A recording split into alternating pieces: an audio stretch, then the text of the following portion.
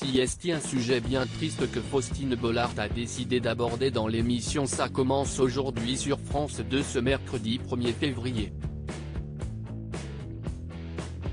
À quelques jours de la Saint-Valentin, fête des amoureux, la femme de Maxime Chatham a convié Agathe Nathanson, dernière femme de Jean-Pierre Marielle, à venir témoigner sur le plateau de son programme. L'occasion pour elle d'aborder le thème du deuil et de la mort d'un être cher, une moitié avec qui on a la sensation d'avoir tout vécu et surtout tout perdu depuis sa disparition. Le 24 avril 2019, Agathe Nathanson révèle à la presse la mort de Jean-Pierre Marielle. L'acteur de 87 ans était pris en charge à l'hôpital des 4 villes de Saint-Cloud dans les Hauts-de-Seine.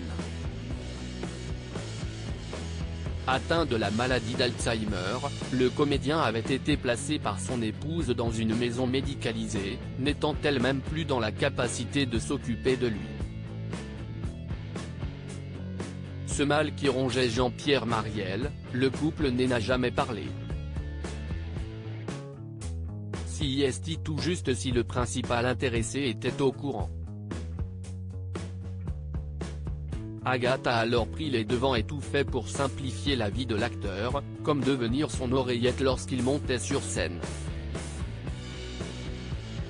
Jusqu'à ce qu'elle ne puisse plus assumer seule. Comme Agathe Nathanson l'a précisé, la situation a rapidement basculé, il y a eu un moment où il me mettait en danger, il avait une forme de violence.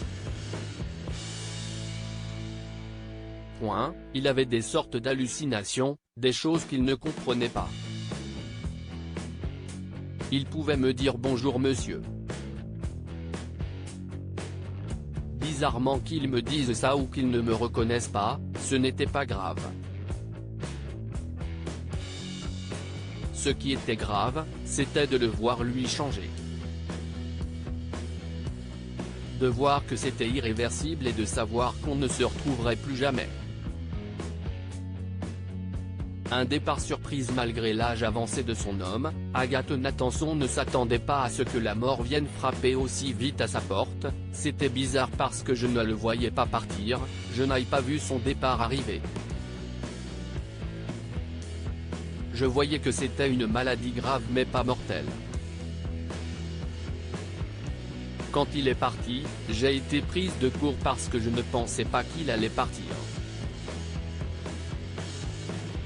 D'autant plus que malgré la septicémie dont il a souffert et son hospitalisation qui faisait craindre le pire à sa femme, Jean-Pierre Marielle avait gardé son aplomb, c'était une force de la nature. Même avec cette septicémie, il était encore une force de la nature. Il se rebellait contre les infirmières, il se rebellait contre le fait d'être alité, il voulait se lever. Tout ça était très compliqué. Elle ne l'oubliera d'ailleurs jamais, je pense que je n'aille jamais fait de deuil. Ça fait 4 ans. Je n'aille pas fait de deuil et je ne le ferai pas. Je resterai toujours en connexion d'une certaine façon avec lui. L'amour ne s'explique pas.